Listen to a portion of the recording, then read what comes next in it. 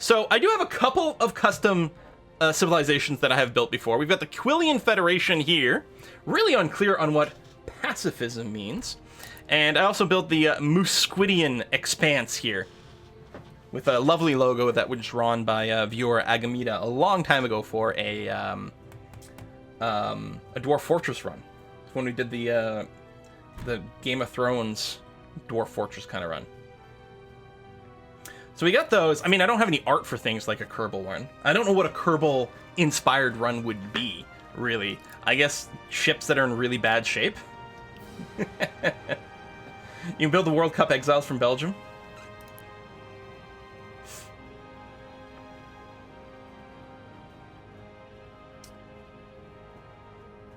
Like tile-based approach. I really like the terrain building. Like how the planet management works in this game, I think is pretty compelling. So, I should update Twitch so that it knows we're playing Galactic Civilizations 3. Gal Civ 3 begins. Like that. Cannon Empire for the win. Yeah, the thing is, I kind of feel like we might do this. Now, I did do a sponsored stream for this some time ago. It was just a 30-minute sponsored stream. And I think, was I playing as like the Iconians or something like that? That's not Iconian. Iconians over here? No, it wasn't the Iconians. It was the Rock Eater people. These guys! The rock-eating worms, the Onyx Hive, who are cool, silicon-based life forms. We should take a look at what happens if you edit. I think I might choose these guys just because I got the art. I don't know what our traits will be, but I think we're going to play, this sort of Quillian Federation. We'll make up our mind as to what our traits will be. We got the cool little Canadian logo. You can, there's a bunch of logos in there, but you can also just import your own whenever you want, like make your own civilization. And you can also share it to the workshop as well. It's super easy to share all that stuff, which is kind of awesome. Why is my brother always playing this game? I don't know. You could create the Mapuche Galactic Empire for coherence, perhaps, yeah. So here's where you customize your race. So there's lots of traits. You get 5 points to assign here. You can give negative traits as well. And then you get abilities as well that you can plop down. Traits don't matter as long as you have the flag. Do you have a flag? Kerbal species. Rapid breeding for the infinite Kerbals and cheap ships built in bulk. That might be good. This is not a sponsored stream. If we were to create a new civilization, can we find, like, what's the most Kerbal-y of all arts that's built in? I mean, they're like green space frogs. It'd be nice to have art that's not one of the other races that's normally predetermined in the game. But maybe these guys? I think that's one of the arts used for, like, some of the minor races. Yeah, I'll update the what game in a second. You know, we can go something like that, which is also different from the foreground.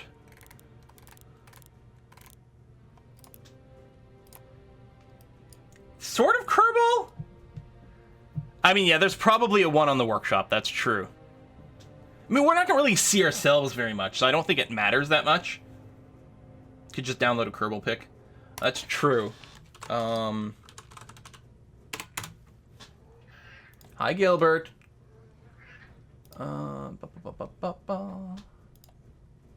Yeah, but then you have to reshape it to be the right size.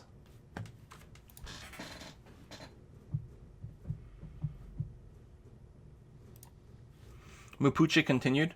I kind of like that. What would be a Mapuche, though? Setup.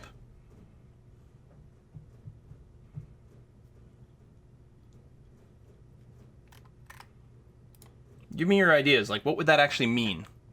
Plus, again, there'd be some art things, but... Kerbal.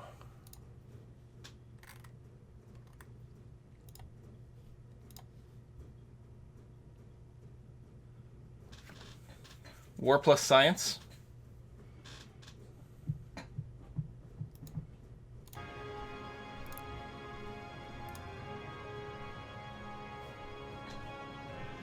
I mean, war plus science just sounds like the Quillian Federation. Like, think about it, right? If we were to define ourselves somehow, like the stuff that we're into, we're just going to do the Quillians. That's what we're going to do. Again, we're pacifists, really.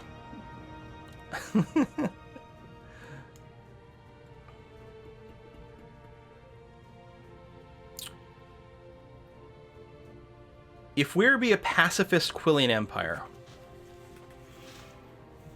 are we likable? Are we adventurous? I don't know if we're brutal. That's planetary invasions. Militant, on the other hand, lets us build ships faster. But we're not. We're I mean, literally passive. Quillology, brutal pacifists. There. Brutal pacifists.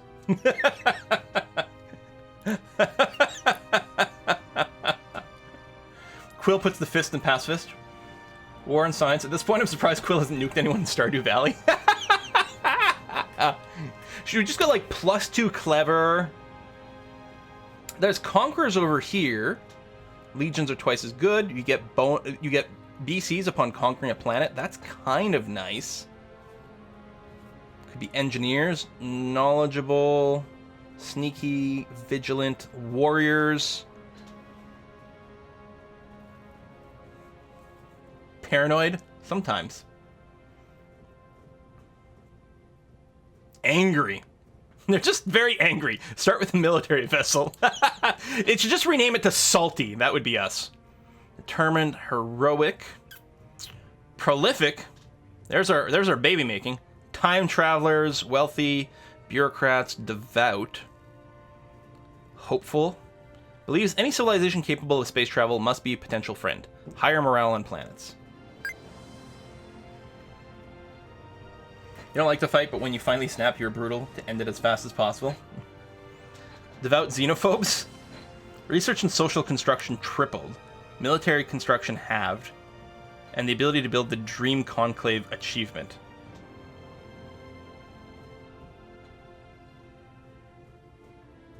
Hopeful and paranoid.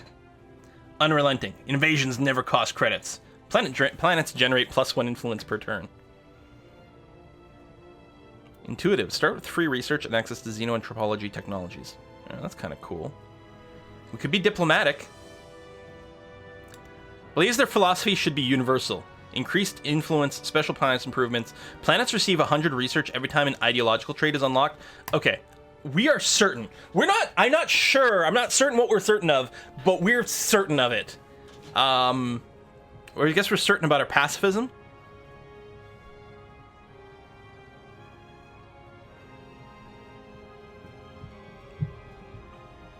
Could be inventive. Start with a construction ship right away, which is kind of nice. Dream Conclave sounds like religious version of the Matrix. And yeah, with devout, access to jihad and path technologies. Culture grows every time they add to their ideology. Are you gonna kill anyone? Everyone? I mean, we could. One thing I really like about Galactic Civilizations is the fact that you can do like these really cool influence type victories. And the thing is, certain does give us bonus influence. Influence is what grows your borders, and you can culture flip planets for that. The other thing that's worth noting is that tourism is based on many modifiers, but including how many tiles you've got. So let's say we were popular here and got a boost to our tourism income. Between being things like certain and... is there more influential? Influential. Like, we could go influential, certain, popular, boost our borders, and make a ton of money from tourism, which is why I was thinking, oh, we can do the Guy in Vacation Resorts Corporation again. In any case, certain's still good. Just, like, influence is just going to be good all over. Free research is amazing. And yeah, we can take negative traits. So, like, if we were playing as Kerbals, our ships might be brittle, for example, right? And fragile. They could be fragile, brittle ships. It might be a little hard to overcome. Tourism makes sense from Mapuche. That's true. People could come and see our fancy statues, right? The culture-boosting statues. Tell you what, we'll get 1 point of popular, and we'll get 1 point of influential, right? Still leaves a lot. Do we want to get like 1 point of clever, 1 point of productive? Just be sort of generically a little better at everything. There are a lot of Kerbals. Yeah, I mean, we'd want the fast growth stuff. We'd want prolific for the Kerbals. Starts with useful resources. I don't think we need that. Slavers. Like something that's got a consistent bonus.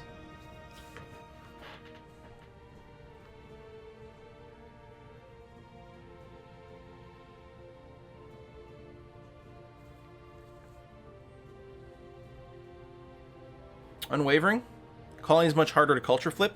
The thing is, I think we're going to have enough influence generated from our own people that Unwavering would not be as useful.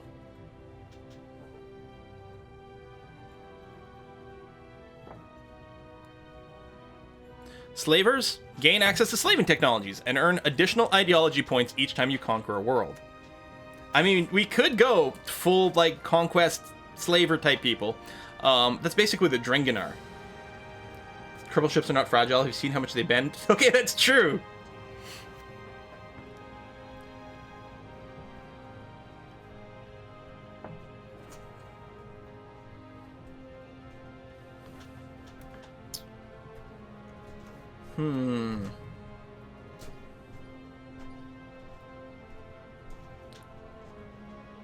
Yeah. Coloners is pretty good. Because we can spam a lot more colony ships without administrators. Maybe, you know what, I kind of like this idea. I also quite like fast ships. We can survey a lot faster. Of course, we could take some negative traits.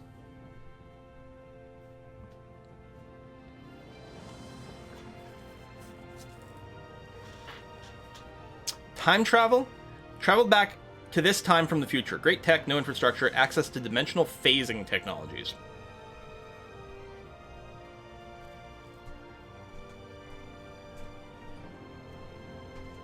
I think we're going to do this. So there's going to be a fair amount of influence we're going to have. Between certain and influential, we're going to grow our borders pretty good, and Popular will help us maximize some of our tourist income that we get from that. But we'll also build and research stuff a little bit faster. And so we don't have any bonuses specifically when it comes to warfare, because of course we are pacifists, which means if someone messes with us, we're going to obliterate them with what will hopefully be a much stronger infrastructure. I kind of dig that. So you can tune the base appearance of your ships. Oh, that's actually kind of cool. Now, this is just like the default appearance. You can build your ships basically from scratch, like Lego style, brick by brick by brick, and more or less get things to look whatever you want. You can tweak some of your, like, the default textures for different areas, the default ship colors and things. I don't know, blue's kind of nice. I like blue. Pacifists kill with infrastructure. And then, if you make a race that you want to play against from time to time, you can set their base personality. You can tell the AI how your race will play by default. Like, clearly, I think we would be expansionist. I like the combination of aggressive and peaceful. They look for excuses to go to war, but they like to select moderate responses to diplomatic slights and emphasize things in common to promote harmony. So we talk the peaceful game. But if we've got a good reason to go to war, we just go for it. And then we focus on expansion and tech and growth. You know, that seems like a pretty good base.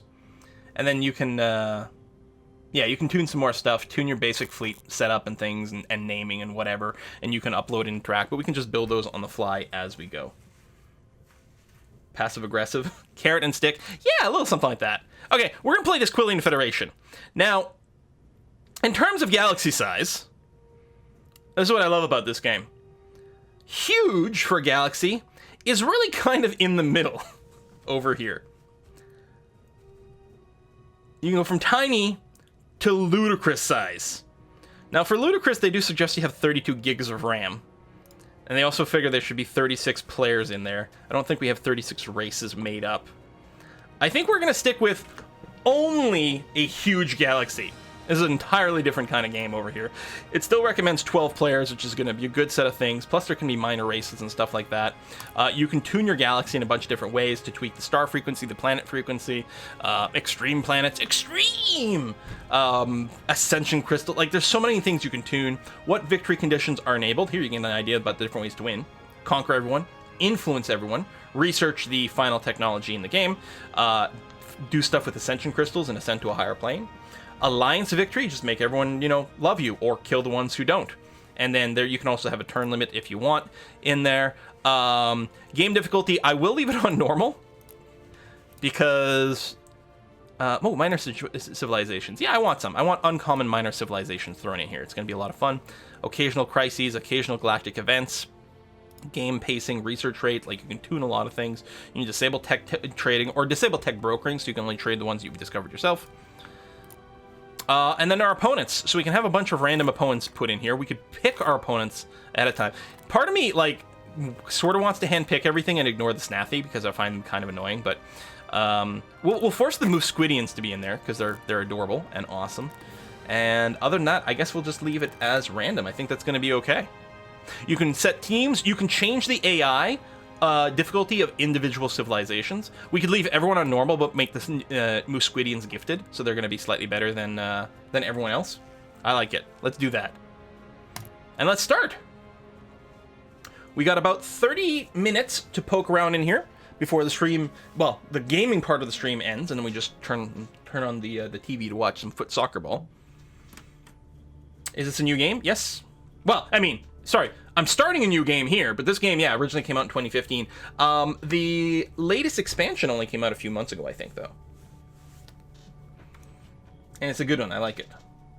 Although, again, disclaimer, I did do a paid stream for this game a while ago.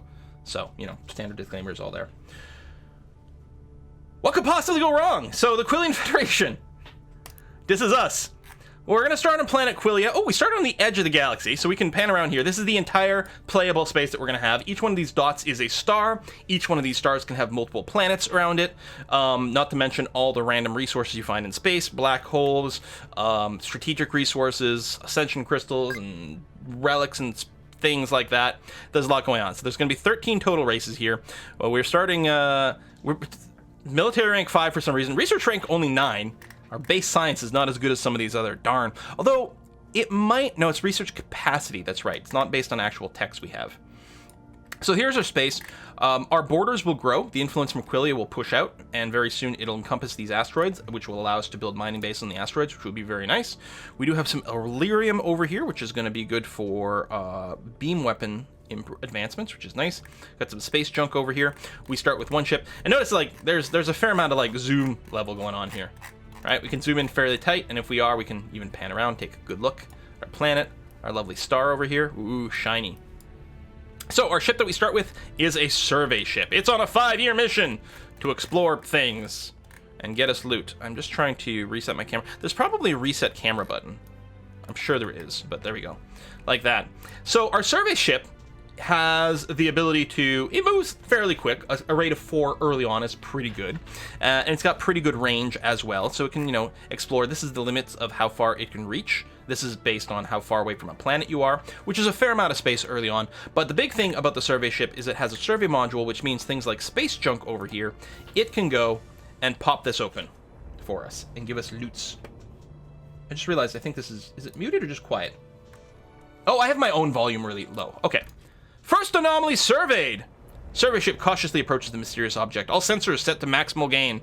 A secret of the universe, the first of many, is about to reveal itself to you. So it was just a debris field. We got a little bit of money, and our ship got some experience points. That's lovely. So I'm going to go and encourage this thing to just be on auto survey mode.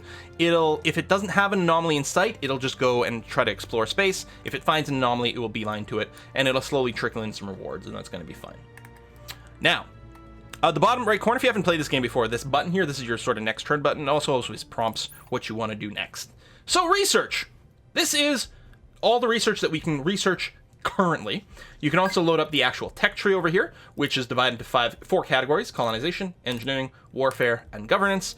And each one of these has quite a number of different techs in it. Some of these techs are actually multiple options.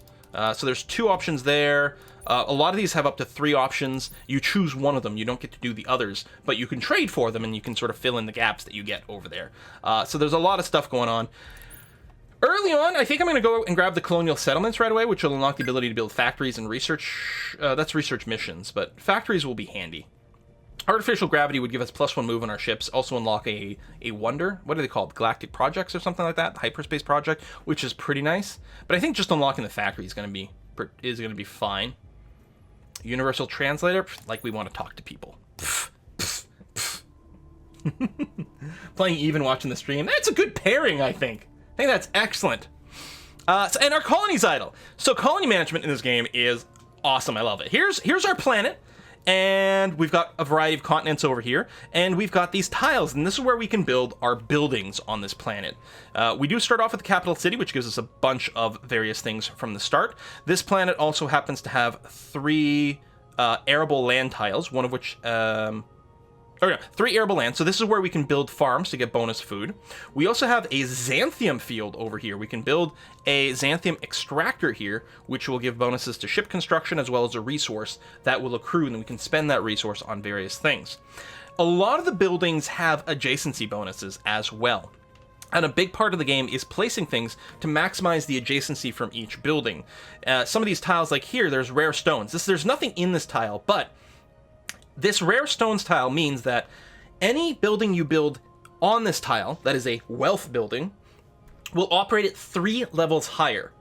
In addition to that, it has an adjacency bonus. Any building you build adjacent to this tile that is an influence type building would be 1 level higher.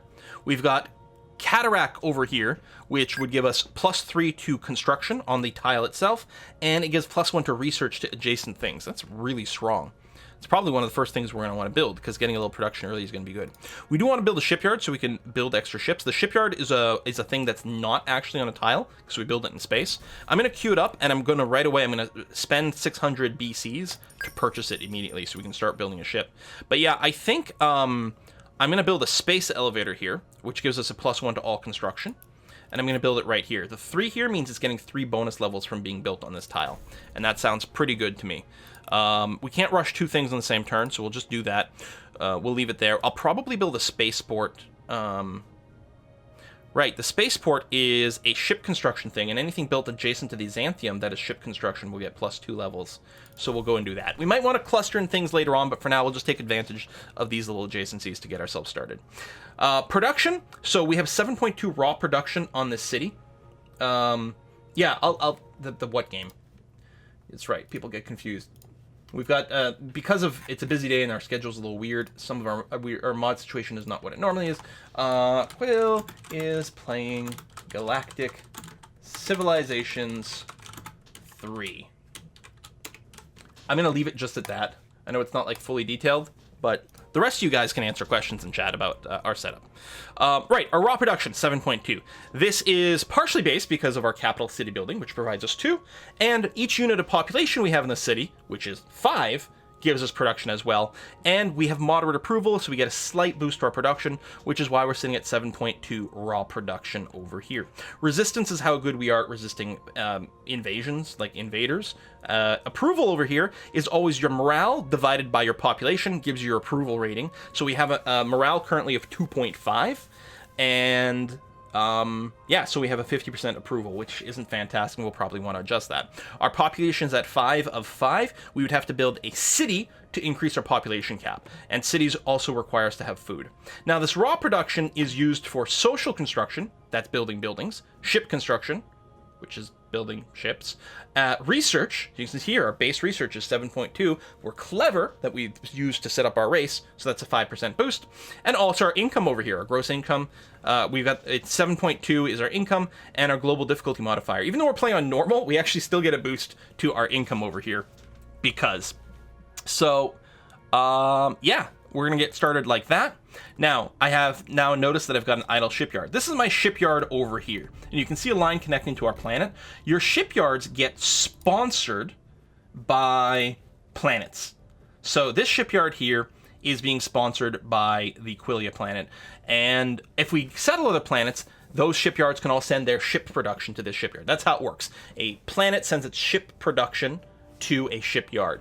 There's a range limit at which point you start to fall off, but you can actually undock the shipyard and move it around to try to center it between planets, because it's quite nice to have multiple planets feeding into one shipyard just to boost the production like that. Right now we've only got the one, so it's kind of moot. What I want to do is I want to queue up a couple of scouts over here. These early scouts aren't the greatest. They only have a move of 3. Remember, our survey ship has a move of 4, but I'd like to be able to spot things a little bit faster. So I'm going to get a couple of those in there, and then most likely we're going to want a constructor after that so we can build our first starbase. And then we'll probably want colony ships and things, assuming we've found colonizable space. So, I mean, we can take a look at the victory progress, which no one has anything, so that's going to be fine. Here's our civilization screen over here. Like that, it's got the image in there for us. We get a breakdown of our various production. We can change our tax rate over here, which might be something that we'll need to do to boost our morale at some point, but we'll leave it for now.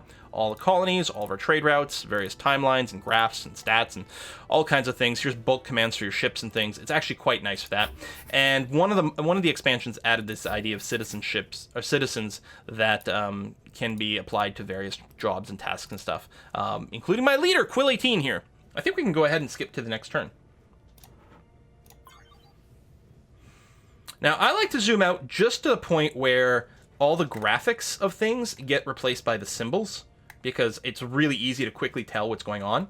I realize it's not the most visually appealing view, perhaps, but I find it really, really, really handy. So I'm just going to skip turns. Our survey ship over here is set to automatic survey. So what it's doing is if it finds an anomaly, like these space junks and artifacts, it's going to pop them for us and give us a reward. If it doesn't see one, it's going to be exploring. I should actually be spending some more money. So it just surveyed another debris field over here. So Quillia, I'm going to get it to accelerate its spaceport over here, which now means it has an idle queue. So a computer core, I probably want that. It's a player achievement. We can only have 1 per player, but it does give us +1 research. So it's a national achievement. Building it over here so it's got the adjacency bonus from this might be good. That's probably fine. And Computer Core also gives adjacency bonus to research to things next to it. So building a cluster of research buildings is often kind of good. So we'll start with that. We can only have the 1, but hopefully we'll unlock an ability to build some more tech buildings relatively soon. What I might do is also queue up an extra farm. The farms are the only things, as far as I know, that can be built on arable land. So we may as well just do that and just to soak production for now. We're going to get some technology soon. That'll give us a few more options. I think I'm also going to go ahead and rush the scout. That was already going to be done in 1 turn, but it'll overflow things into the next production anyway. So that's going to be okay. Resistance is measured in ohms. Okay, so we have a scout over here. And, I mean, I guess for now we could just move it around manually, because we don't have much to do, but we will put it on automatic exploration. We finished our first tech, colonial settlements over here, unlocking the ability to build factories, cities, to run research missions, run Helios or search missions, and do Arner Spice scavenger missions. We'll talk about those in a bit. And then it leads to more things: xenomanufacturing, xenoexperimentation, and planetology. Now, I'm particularly eager to get xenoexperimentation going, because this will unlock our next level of research building. It is pretty expensive to research, but I think it's worth doing that right now. On the other hand, the deep core mine's also really nice, and just moving faster is also great. No, I'm going to rush xenoexperimentation. Get our labs up.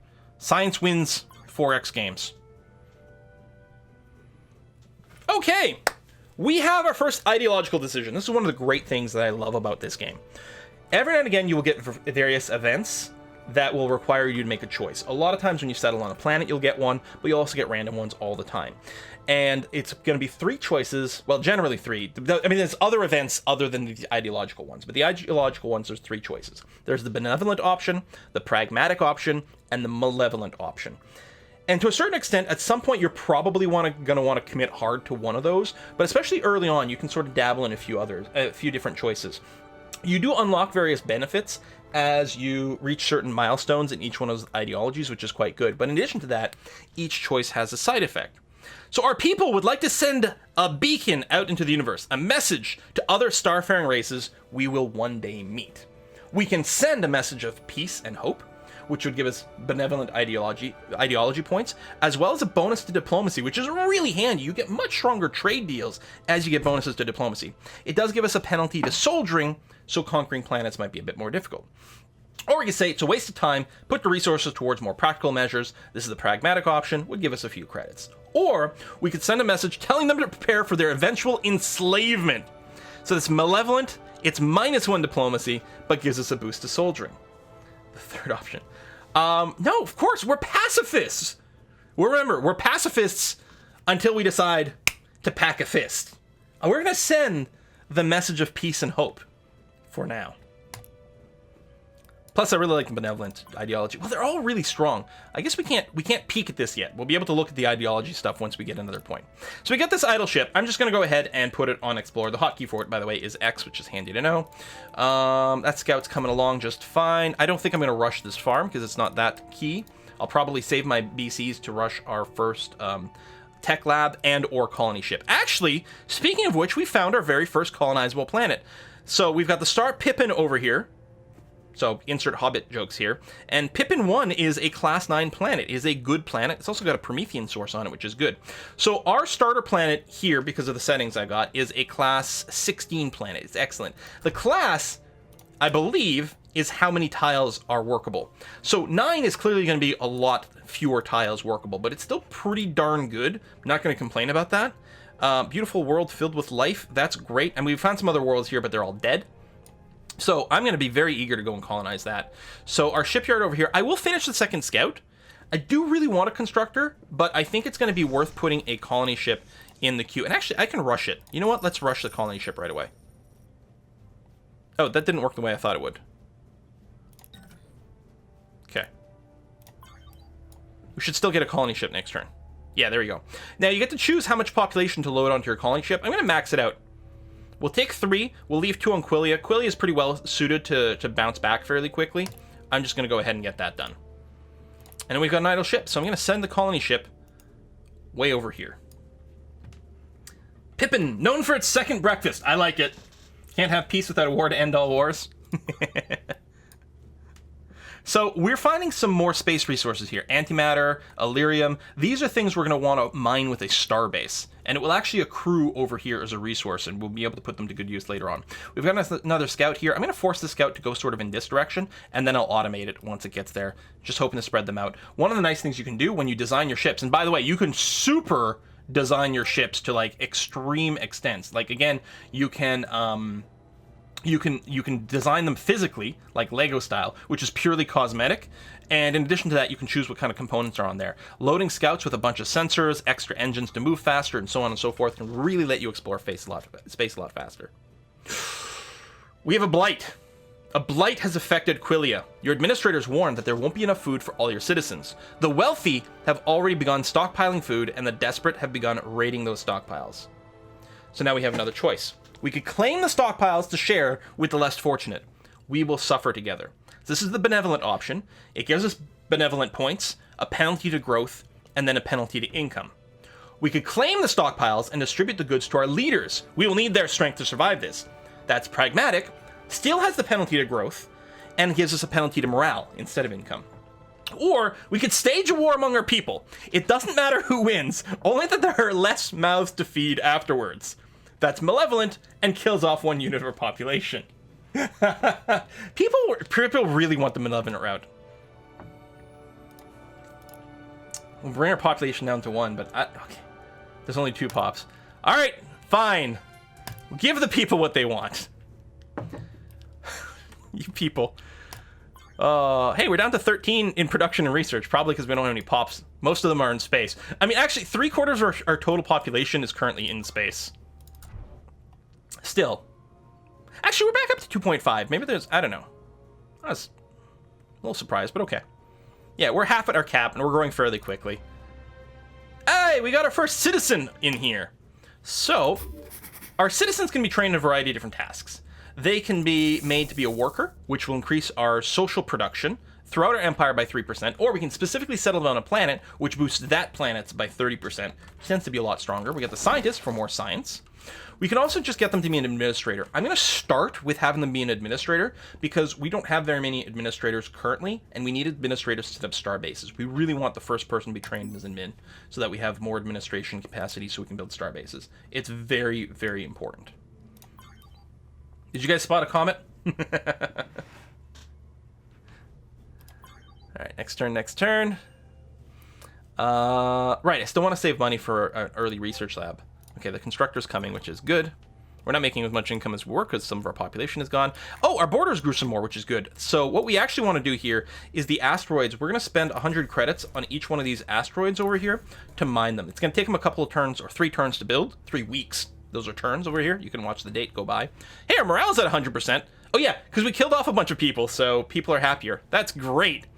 So this is gonna boost the production of Quillia, both social production. Actually, it just generates raw production. So it'll give us ship construction, social construction, research, and income. It's going to be fantastic. Shipyard is now idle.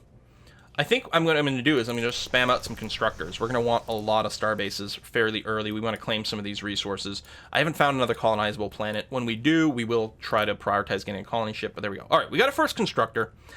I'm going to send it out quite eagerly to go and claim some of these space resources over here.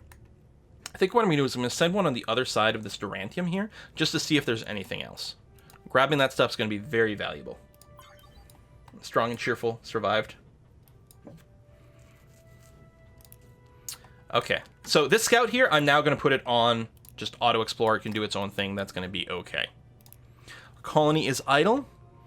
I do have enough excess food. So each farm produces a food thing, and a city... So food's not a per turn thing, although I think excess food... Actually, I don't think it affects population growth at all anymore. I think it used to, but it doesn't anymore.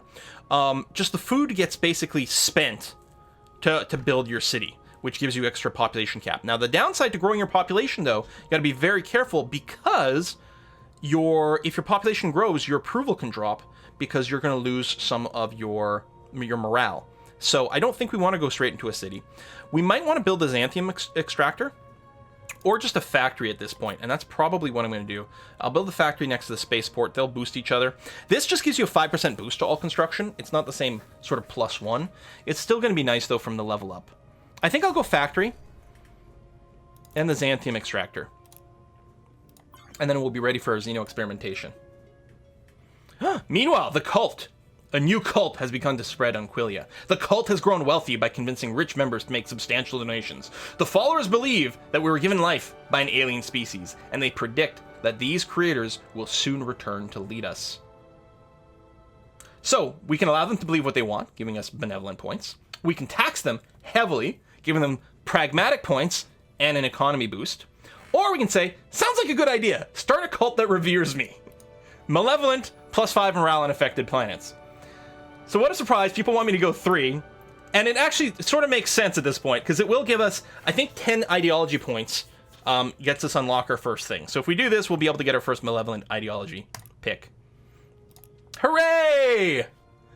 We're malevolent. Now, we can dabble around different things. So benevolent is quite good, because it gives you a bunch of extra colonization stuff and a bunch of free tech stuff. It also makes people just sort of like you a lot more.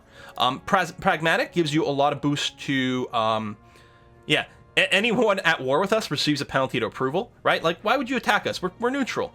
It lets us build star bases really good, it lets us be really good at trading, and it lets us be more diplomatic. And then under Malevolent, we've got the aggression track, which gives us free ships. Each planet we conquer boosts our approval.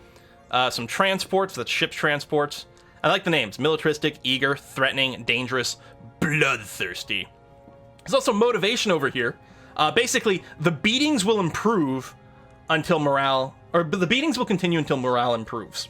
So, by motivating people with, say, the Intimidation Center, we get more ideology points, we get free production, we get more free production, allows the building of the Death Furnace achievement. And Unforgiving. Then there's Greed. So this gives us planetary income boost, improves the class of our first 5 worlds by 1, Tight-Fisted allows the building of the Citadel of Revenue, and build the IRS. Though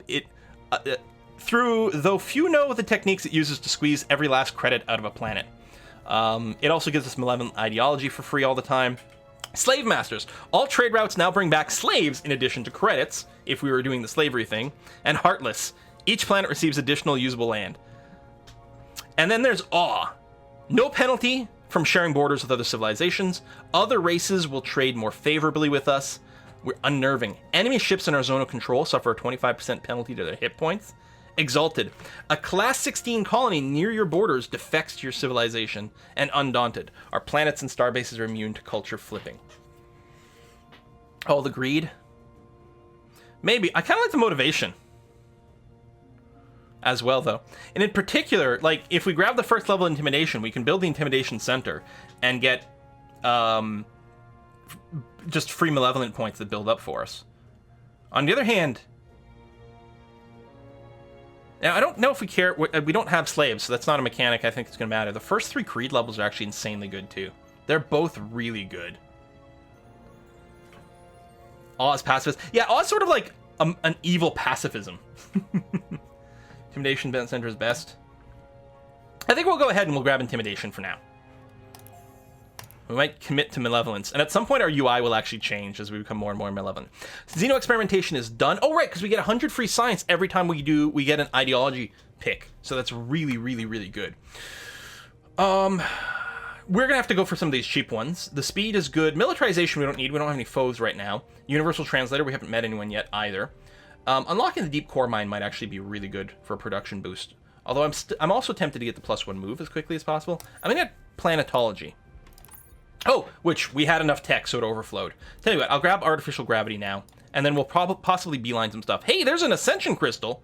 So ascension crystals let you accrue ascension points, and if you get enough of them, you can win the game simply by doing that. So on the planet here, I want to make sure you can build the intimidation center early, but the research lab, I want this built as quickly as possible. Can I rush you? No. I'll finish the factory, because it's 1 turn away, and then we're going to get started on the Xeno research. Yeah, that's going to be really good. So Planet Pippin 1? Here, I will name you instead. It's going to be the Garden of Sinners, which honestly is a great name for an evil planet. The Garden of Sinners. Especially since we have the cult and everything. Finally, after the long journey, your colonists set foot on an alien world. Untold effort and struggle were required to get even this far, but it's only the beginning. The galaxy is filled with worlds for the taking. So, we found a subspace resonator on this planet. Found an abandoned sensor platform in orbit with a strange sensor array in it. It's a sealed unit, and we're pretty sure that opening it will render it unusable. But there's nothing stopping us from deploying it on a planet or vessel. So we could deploy it on a planet to help protect our citizens. That's 25 benevolent. That's huge. And we get the subspace resonator improvement. Or we could give powerful sensors to a ship. Could it be useful for a variety of reasons? That's pragmatic. Or giving powerful sensors to a ship will let it see who to kill a lot faster. So both the 2 options both give us the subspace resonator component and a bunch of points towards either pragmatic or malevolent. 2-1. Prag, always prag. I kind of like the idea of the permanent buff on the planet. And a lot of people are voting 1, and we've got a few benevolent points. I think we're going to be a little confused. We'll be a little malevolent, a little benevolent, but hey, if that doesn't describe like Quillian pacifism, I don't know what is. Done. So we've got that. So this is our planet. It's got a population limit of 3, which it's at. I didn't realize we were actually shipping the full max population right away. Approval is really low because it doesn't have really anything generating approval, so these people are very sad right now. We'll probably have to go look for a tech that gives us approval. Hey, you know what gives us a morale boost? The Intimidation Center! Oh, and there's our ability to build a subspace resonator as well. Greatly increases the sensor power of a single colony. This is a little expensive to build right now. I think what we're going to have to do is start with some early production. Prometheus Stone is a bonus to wealth. I think... Oh, hey, we got some bits from Loris. Hey, thank you very much. So, we're going to start with, I think, a space elevator over here for some production boost, which will be good. At some point, we'll be able to do some tile improvements, and we'll probably unlock some more tiles over here for more production overall. I think I'm going to plan on that by queuing up a factory over here. So we'll get a slight boost to our initial production, and that's going to be very good and helpful. Okay, so now that we've expanded beyond our homeworld, the colonists are crying out for structure. It's time for us to choose a form of government, and that is ready to handle a galactic civilization. So, the Intrigue expansion, I believe, adds these government forms over here. You can see there's a lot of different ones that can eventually be unlocked. Tons of different ones. Right now, we have the choice between a colonial government and an imperial government. Imperial Government gives us a penalty to diplomacy, but a boost to ship construction as well as ship movement. We have a colony limit of 4 and no elections. With a colonial government, we have a boost to social construction and growth, colony limit to 4. We would have elections, and we can send missions. I think we're going to go with Imperial because, first of all, I mean, flavor text is going to be perfect for us. We also have one extremely unhappy planet, and elections might be a bit of a problem right now until we get more morale boosters. And by that, I mean intimidation centers. So we're going to become Imperial over here.